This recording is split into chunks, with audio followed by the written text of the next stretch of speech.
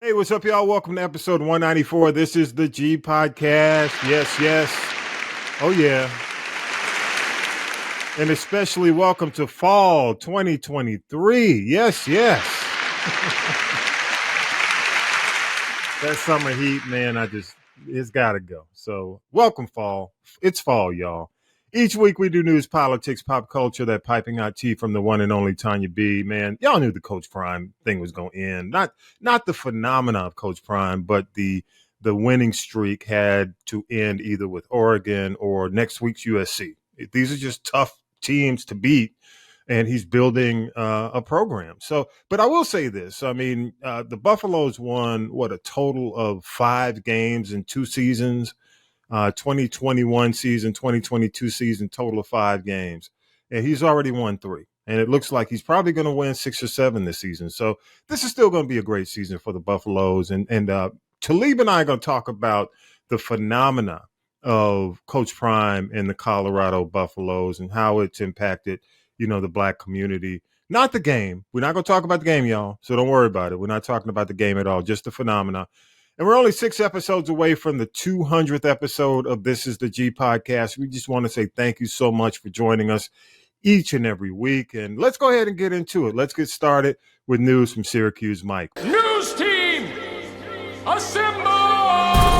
It's time for the Week in News with Syracuse Mike. The U.S. and Iran have freed 5 detainees on each side in a controversial prisoner swap, which includes unfreezing billions of dollars in Iranian oil money by the Biden administration.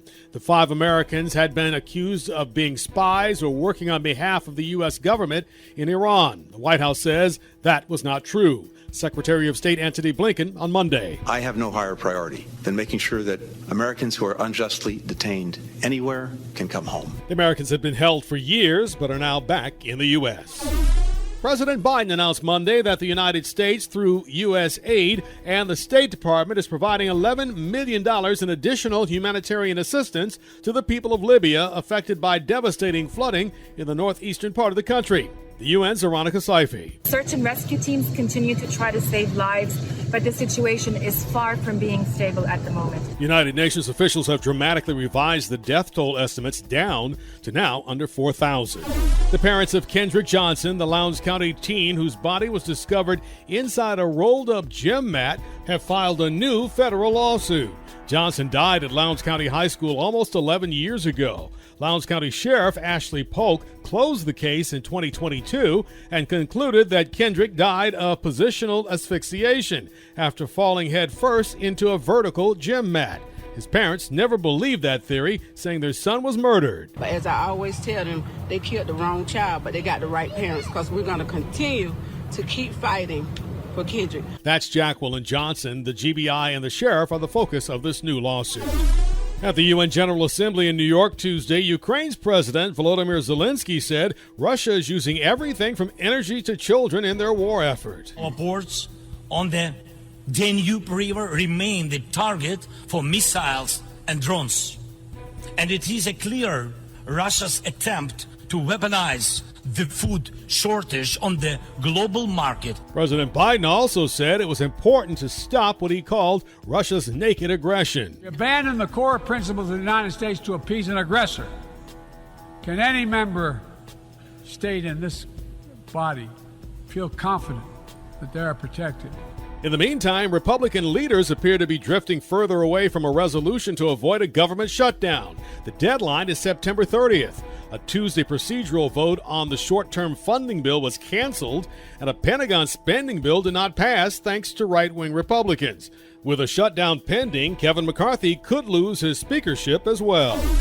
In the Bronx, New York, 2 people face federal charges following the death of a toddler at a daycare facility due to fentanyl exposure. Investigators say the drug was stored on top of children's playmats. The man who bought Twitter, now known as X, is considering charging a small fee to all users. Elon Musk says it's a way to combat bots. Bots are web robots, automated programs used to engage in social media, and are often designed to mimic human users. Bots are frequently used in dishonest ways. Musk hasn't said how much the fee would be, That's if he doesn't. At least 2 people were killed and dozens of others were injured, including 5 critically, after a charter bus filled with high school students crashed while heading to band camp in Pennsylvania. The bus was from Long Island, New York. It ended up on its side after it rolled over and slid off of Interstate 84. As of now, it's unclear what caused the crash. Rupert Murdoch is stepping down as chair of Fox and executive chairman of News Corp. His son, Lachlan Murdoch, will become the sole chairman of both companies, which includes Fox News Channel. The elder Murdoch, who is 92, says he's in good health. Thank you, Mike, for the headlines, man. Appreciate you. And Mike's birthday is coming up in October, y'all. So, yeah. We got to make sure we do something special. Make it Mike Roberts Day.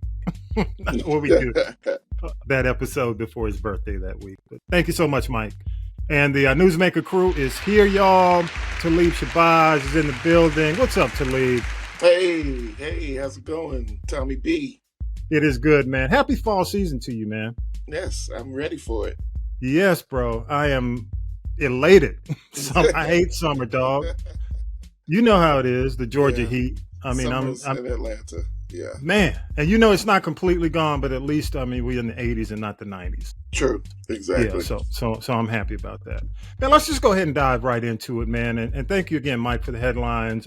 We covered a lot.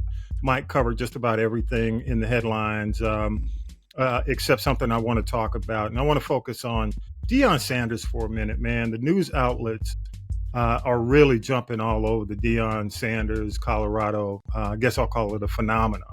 Right. One headline reads, Deion Sanders has transformed Colorado into Black America's team. And, you can look at the TV ratings, man. The first 2 games under Deion are like dramatically higher. We're not talking about just a few ticks, but we're talking like Colorado TCU was up 70% in Black households. Yes. And I'm not talking about 7, I'm talking about 70%. Yeah. Then you got Nebraska and Colorado, 80%. Yeah. Not 8, not a tick, but 80. And, CNN's latest headline says Deion Sanders' audacious blackness makes him the hero African Americans want right now. It says the Buffaloes are Black America's team. Whoa, damn. And a couple of reasons quoted or noted in the story, man, is that he refuses to code switch. He's unapologetically Black and Deion. And he's destroying stereotypes about Black people. Many are kind of comparing him to Muhammad Ali and saying he's the Muhammad Ali for our time, as Muhammad Ali was in the 60s and 70s.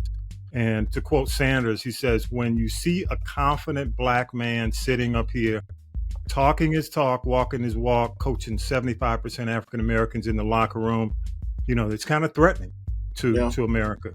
Talib, what are your thoughts, man? Let's jump right into it. Well, I know for a fact that people are actually having watch parties now. So, they are definitely rallying behind Coach Sanders. To the point where it's like, hey guys, this is the event for this week. You know what I mean? And it's garnering the kind of support that you find in, other, established dynasties, like Alabama, Roll Tide, and UGA, Ole Miss, So now you see that same kind of camaraderie and support for Deion and Colorado, which is incredible. Deion has always been an audacious individual.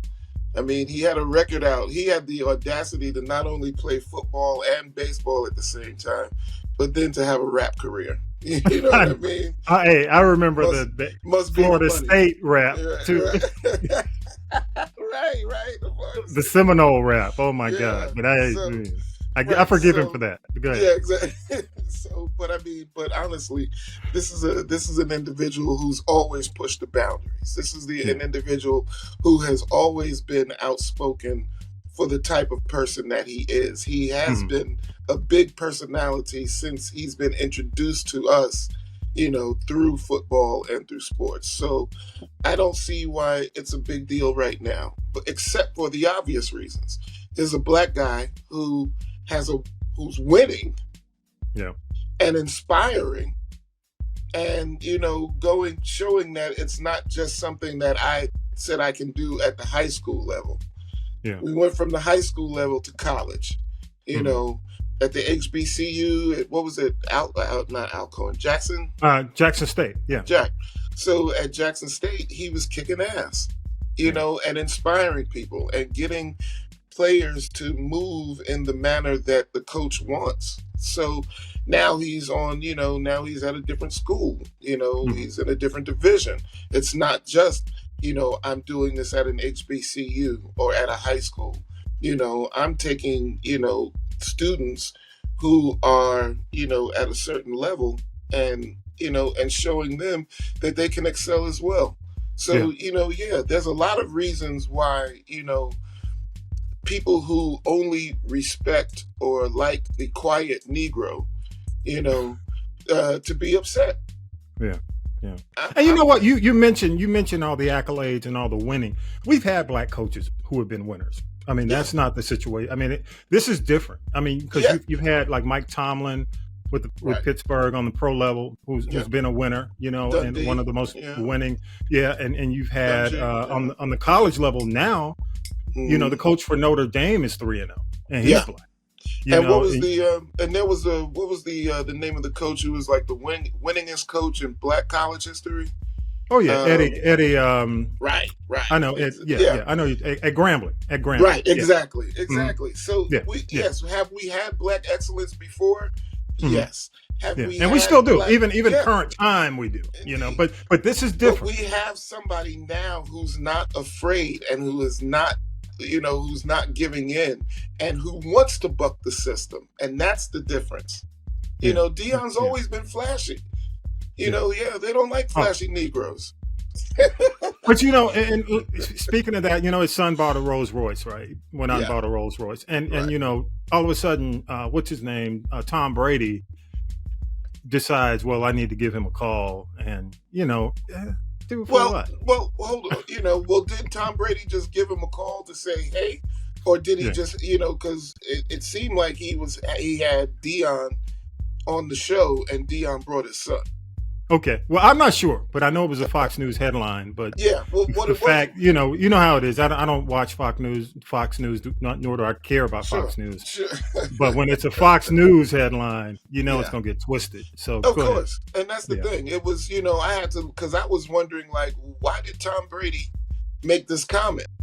And then as I read some articles, it was Deion and his son on Tom Brady's podcast. Well, and Deion says, "Hey Tom, do you think somebody like this should have a Rolls Royce?" And Tom Brady is like, "Rolls Royce? I think you need to be in, looking at film." You know what I mean? And as he should. Tom being Tom. Right, exactly. Kind of, because Tom was kind of cheap with his career. But you're right. And Deion even said, "Yeah, exactly. Thank you. Now you hear it from this guy." And Tom had a Rolls Royce himself. In the article, it says, they went on in the interview to say, well, something like, "Hey Tom, didn't you have a Rolls Royce too?" He said, "Yeah, but mine was rented." Man. But let me say, man, I haven't always agreed with Deion over the years. Yeah. Not necessarily for his style, just some of the stuff. You know how it is. Some of it you can take, some of it just like it's a little over the top, bro. Right. But I will tell you, man, I'm proud of what he's accomplished with these young men and what he's doing. Going back to Jackson State, and I do believe, man. I think considering the times we're in right now, Black America needs this. They need a show of strength and authenticity, because we're not getting it anywhere. Not getting it anywhere else. Well, where else are we getting it? Montgomery. Okay, going back. The chair. Okay. Exactly. On the pier, right, on the dock. It's what's inspiring us right now. It's when people, when brothers and sisters are not just taking it. It's like when the guy with the chair is your hero. We hurting. So yeah, Dion is a big step. Time, yeah. But that's the thing. We have so little. It seems like we don't necessarily have examples of someone bucking the system like that. So when we see it, it's like, oh, hey. But you know what? Let me a couple of things, man. He's boosted the economy of Colorado. Yes. The tickets, the merch, the sunglasses. What it sold like $4.5 million in sales. Let me say this, man. A lot of Black people in America, and even, I'm watching a couple of things. I'll get to it in a minute. One's American, one's in the UK. Okay. But I'll say this, man. A lot of us, we see people who have to do the go along to get along so often.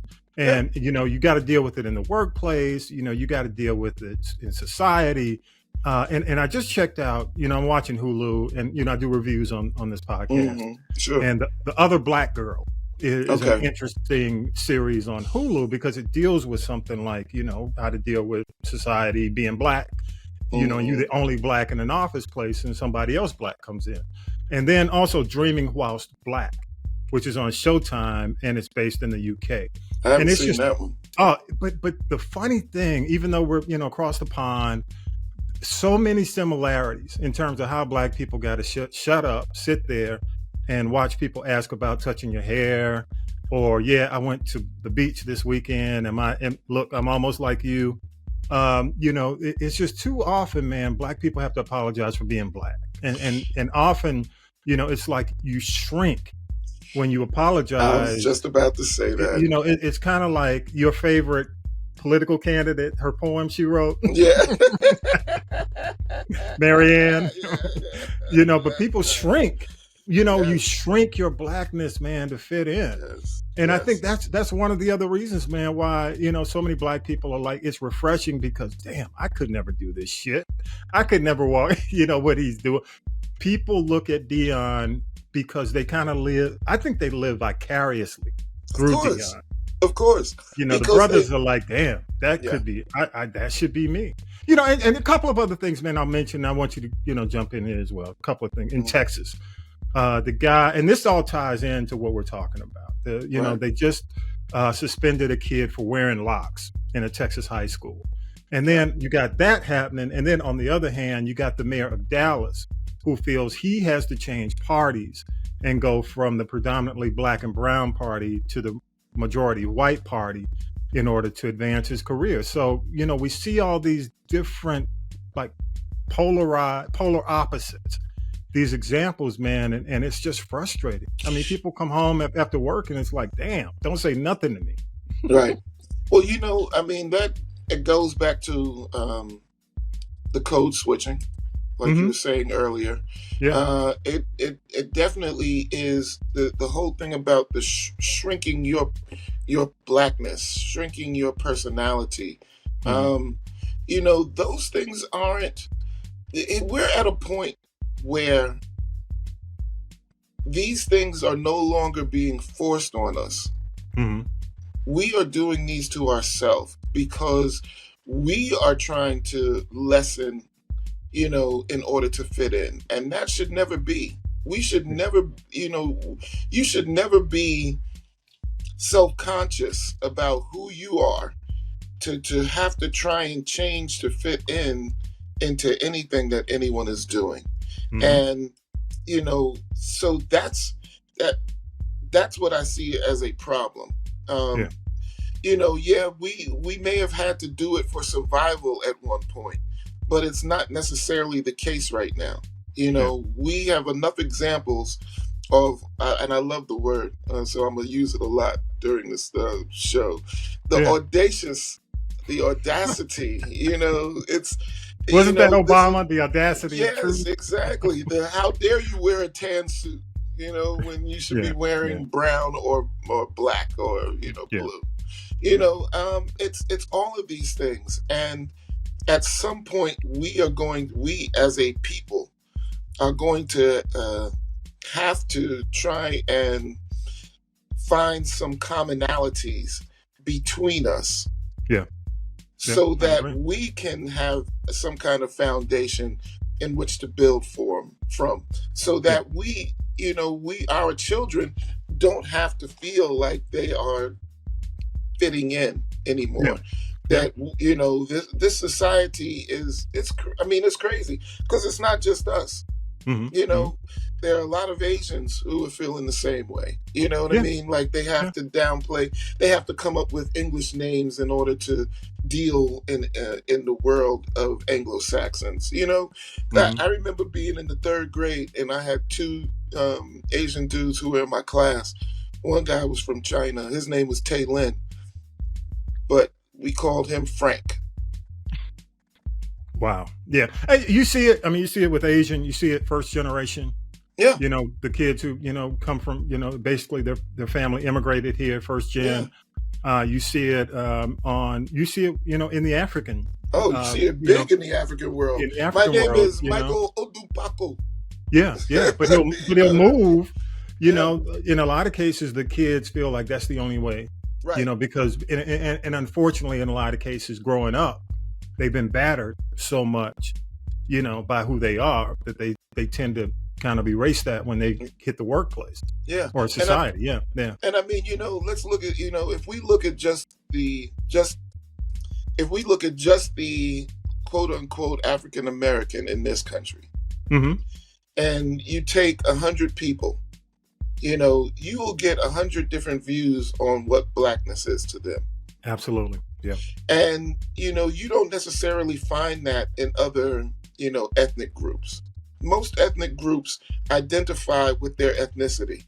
So, they will wear traditional clothing. They will wear, sing traditional songs. There are certain things that are just passed down through the ethnic group.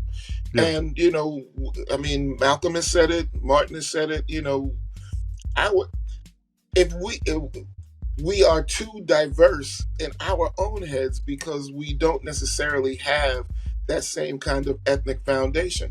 There are some people who are just finding out that, their people are not really from Africa, but, great grandma was right when she said that we were Native American. So, you've got all of this stuff happening. I had somebody tell me that in a picture I look like a white dude. And I'm like, yes, that nose. You know what I mean? You know what I mean? So it's like, but you never know, man. I mean, with us, I mean, it's like not in your situation, but you're right. I mean, when we do the DNA test and it comes back and shows that you're indigenous, because of course, I mean, we could do a whole nother podcast on why it is what it is, but yeah, you make a good point. Point. One quick, go ahead and finish up, and we'll go to the next thing. Okay, so really the thing is that one thing that I would like to leave as a takeaway from this is that there needs to be something that we can all come together under and say, yeah, we may have different political views, we may have different backgrounds, we may think this way or do this way, or the N-word is cool with me, but it may not be cool with you. But there's got to be 1 or 2 things that we can all say we are all dealing with, and that's what we need to come together under that banner, so that we can move forward with our diversity. Yeah. You know what I mean? Good point. Man, what's your big takeaway, your big story for the week? What's yours?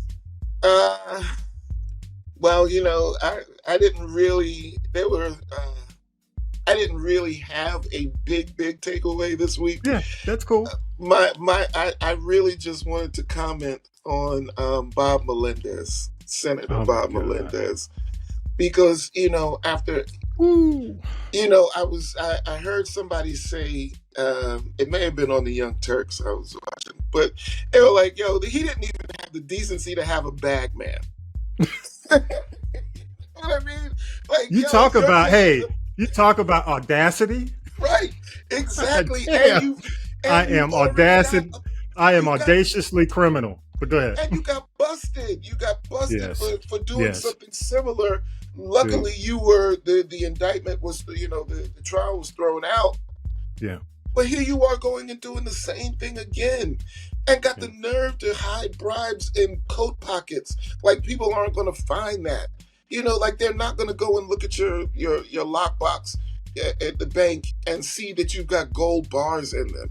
Like, what the hell? And then you want to say that the reason this is all coming down on you is because you're Latino? Yeah. Come on, son. Come on, but son. I got two words to say for Menendez. Joe Pesci. Joe Pesci. Because he reminds me of Joe Pesci in Casino. Damn, dog. Just blatant. I mean, blatant. It's until they took him to the desert. Right. But good point, man. I'm glad you mentioned that, and that's. I mean, you talk about polarized audacity. That's right. Like from Dion to Menendez. Right. Exactly. Dog. and as far as Republic the Democrat, the guy in Texas switching over to the Republican Party, for what? Yeah. For what? Well, I lived. I'll give you my take. I lived there for some years, man, right. And I have a comment, but go ahead. I'm just saying that it just, again, what is the game? Yeah. What is the game? Well, I look at it like this, Talib. He's in a city that is predominantly Hispanic. Okay. Mm-hmm. Of course, I mean, probably white and Hispanic. Right. And then, black. Still, solid black population, not like Houston. Right. He couldn't do this in Houston. No. But yeah, Dallas, he can get away with it because he's got the Hispanic population. We talk about assimilation. So we talk about, Hispanic, a group of Hispanic or a segment of the Hispanic population that may be Democratic. But you might also have a big chunk of that Hispanic population Republican. Yeah. So he probably did his numbers. He looked at it. Plus, the main thing is money. Of course. And that's what I'm saying. Donors. Right. This is money. This is about donors. This is about money.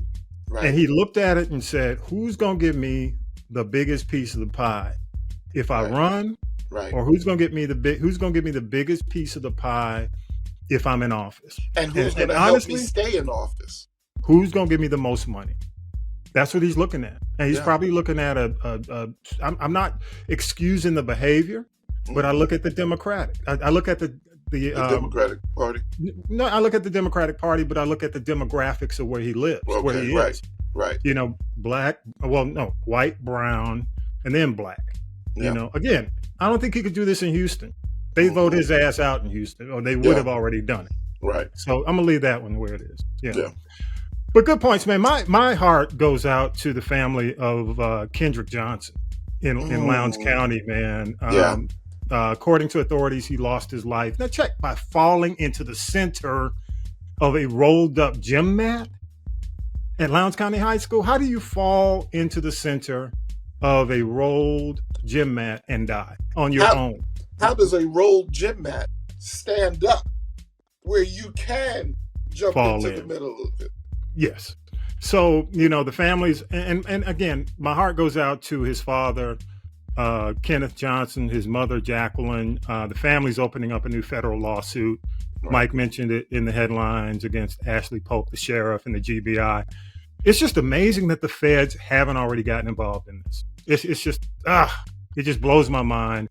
And I'm so glad that they have not given up. Yes, definitely. Again, this is another story of audacity, and people being audacious because, they got the autopsy report. They got a third autopsy report, and they feel they feel this autopsy report shows the true story, and they're taking it back. So my prayers go out to them. Have you seen the results from this autopsy? I've only seen the mark that they say can only be caused by a stun gun. And that is troublesome. Yes. So really, I hope that they find truth in this, man. It is, for any family, but definitely for Black families in Lowndes County, there's Atlanta, then there's Georgia. Right. For y'all who don't know. It's not the same. It is not the same, y'all. For those if you live out of the country, you live out of the state, and you don't understand, even there's central Georgia, and then there's South Georgia. And it ain't all the same. No. So I really, my prayers go out, and I hope that they find justice. And definitely we'll keep you updated on this story. Definitely. Without a doubt. And one last, I got to shout out Wildflower Phoenix, man. I got to shout her out for coming on the podcast. Oh, yes. What? To talk about on the bonus episode this week, if you haven't had a chance to check it out. But, she made some very good points about what we talked about. Right. And but with how women are perceived, how sex is perceived, and the Virginia House person, the person running as a candidate on Chatterbait, she just made some very good points. And I just want to say thanks to Wildflower Phoenix. Miss Michelle, thank you so much for coming in. Yeah. We love your thoughts, though. Go to castropolis.net, choose the people poll, leave us a voice message, and I'll play back the best. And again, thank you so much. Talib, Shabazz, brother, thank you. All right. Let's take a break, and we'll come back with Tonya B and the T. Appreciate you, man. Peace. More. This is the G Podcast. After the break. Hey everybody, what's up? It's Tommy B from This Is the G Podcast. We are now halfway through 2023. And if you've been thinking about starting your own podcast in 2024, I'd love to have a chat with you. The Castropolis Podcast Network is currently accepting new shows. And if you have a clear vision and a unique voice, let's get in touch. Reach out to me at info@castropolis.net or visit the website castropolis.net. Simply click on the Contact Us button. So go to castropolis.net, click on Contact Us, and just leave me a message. I'm Tommy B from This Is the G Podcast, and I can't wait to help you start your very own podcast journey today. Now then, children, it's time for tea. It's tea time, y'all. Sippin' the tea with Tonya B. Yes, my people. It's your girl, Tonya B. It is time to sip some special GT on This Is the G Podcast. Catch us each and every week. We got a bonus segment coming up. Tommy B, I hope you told the folks about that already. Look forward to that. Check us out on YouTube. And starting this Friday, which is the 29th of September, you can check out The Bird Wire, the best new and classic indie music on demand on castropolis.net. Now let's get to it. Okay. We want to say rest in peace to Iris Grimstead of the girl group 702. They broke out in the 90s with Where My Girls Out, Get It Together, and Stilo, her twin sister Oris, precedes her in death. The group 702, produced by New Edition's own Michael Bivins, and these sisters are now together holding hands in heaven, and they both died from very similar issues with organ failure. Okay. Now, I also want to say rest in peace to Fred Lewis. Who is he? I'm so glad you asked. He is the co-founder and primary writer for the group Lakeside. He wrote their biggest hits, All the Way Live and Fantastic Voyage. Remember that? Now, Tamar Braxton, we want to know who robbed you. I don't know, Tay-Tay. You got to realize you are no longer in a gated mansion in a private community where you can leave your car unlocked or you can leave the keys in there. Right now, Atlanta, she is in an apartment, not an apartment, but she in an apartment, and you cannot leave visible things in your car, even if you park it in the garage. But the word down at the ATL curb said those folks, I think they might have been following her. They pulled up to her car and she had so much stuff in it, it looked like they were shopping at the Walmart. I'm just saying. Rapper Remy and Papoose have split. He held her down the entire time she was in jail. She was sentenced to 10 years. Now, allegedly, she's out here with some 25-year-old wannabe rapper who likes to go to Red Lobster, so he won't be around for long. She's denying it, but there was a rap battle in the NYC, and he got on the mic and spilled all the business. As you may know, Iman Shumpert and Tiana Taylor have separated after 10 years together, 7 years married, and 2 kids, and they are adamant it had nothing to do with cheating. And Jeannie Mai says the accusations of her cheating and sexting with her co-host Mario Lopez are not true. She's contesting the divorce. She wants to work it out, but Jeezy, he ain't having it, so girl, go on, as Neo once said. I wonder if the fact that, she has anger issues, she said a lot of racist things, and she just wasn't easy to get along with, and nobody yoked her up about her, her foolishness. Plus, when you get Jeannie Mai, you get her mother, Mama Mai, and then she moved her brother in the house. Now, Tommy B, when you are early in your marriage, you do not need to have your family members living in your house. And with that said, Mario Lopez said, I got nothing to do with this. Keep my name out your mouth. Now, Blackish star Anthony Anderson, I forgot he was even getting divorced, Tommy B, but he's about to pay his ex-wife for her pain. Now, by Hollywood standards, a $4 million divorce settlement isn't really a lot. Kevin Costner's wife is getting triple that plus every month in their divorce settlement. But here's the gag. If you break it down, Anthony Anderson has to pay his wife $20,000 for the next 200 months, and that equates to almost 10 years. Okay, why did they cancel the Wonder Years? Why did they cancel Winning Time? I don't like that. Well, let me just say this. A lot of actors are not going on talk shows for obvious reasons because they have not, as me taping this segment, there is no settlement to the Writers Guild and the actor strike. Tamron Hall and Sherry Shepherd are governed by a different union contract, but Sherry Shepherd got COVID, so you won't see her on the TV for quite a while.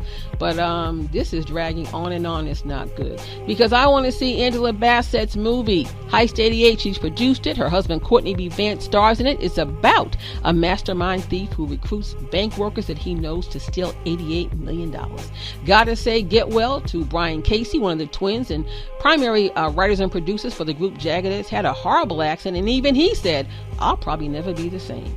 Let's give it up for the lady I'm calling the sexiest grandmom of 2023 and 2024. I'm talking about Chili of TLC, her son Tron, and his wife. Did you hear that? His wife. They're expecting their first child. Congratulations to them. And Leslie Jones, formerly of SNL, has a new book out, The Forward, written by Chris Rock. And in the book, Leslie Jones says that Chris Rock and his daughters had to seek professional psychological treatment after the slap of the decade by Will Smith. Now, Will's launching a podcast, and anybody care?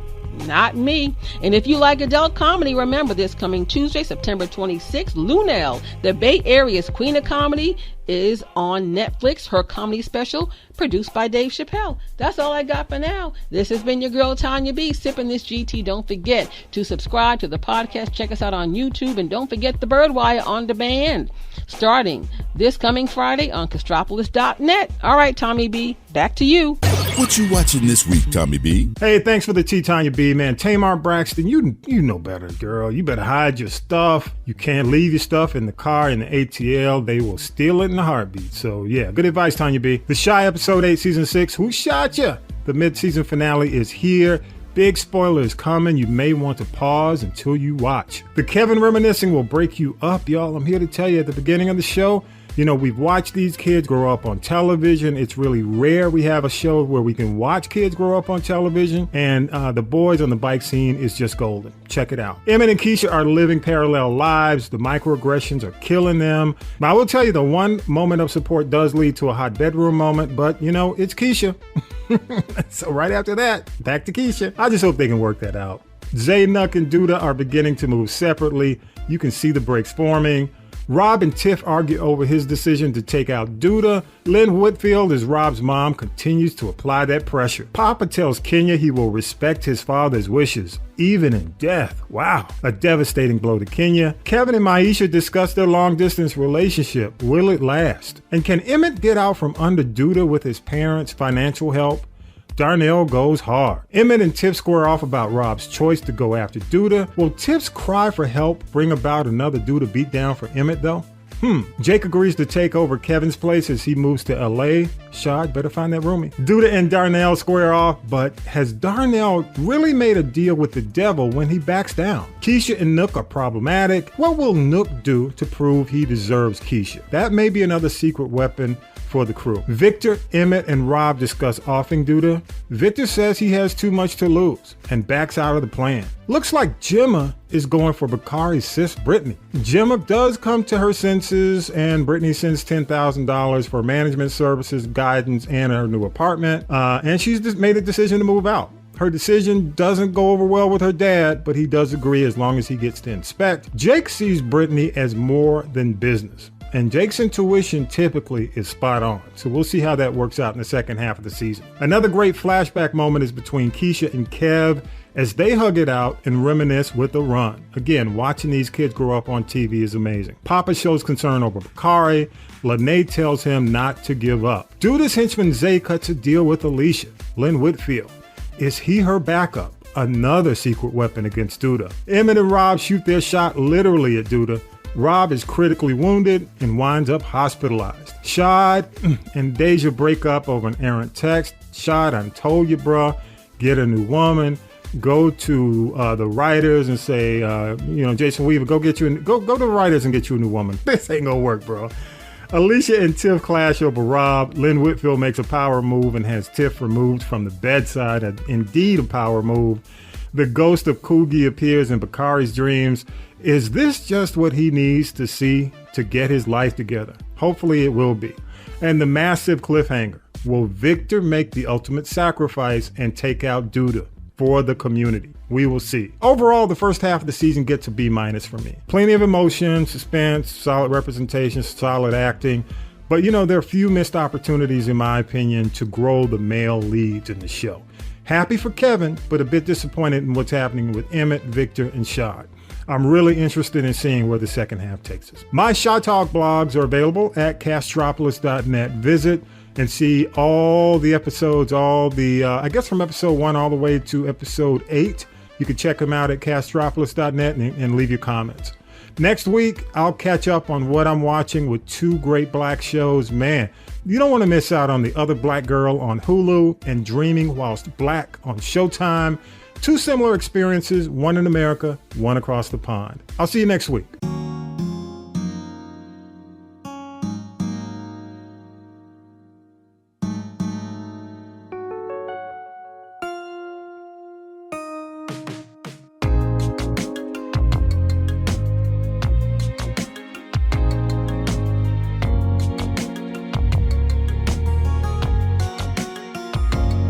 As always, y'all, big thanks to Syracuse Mike, Tonya B, Talib, author and political analyst Harold Michael Harvey. Thanks to the crew, Millennial Nick, Lady J, Regia, music by K-Dub, all those who help us make it happen each and every week. Remember, every Sunday, 6 p.m., you can stream us first.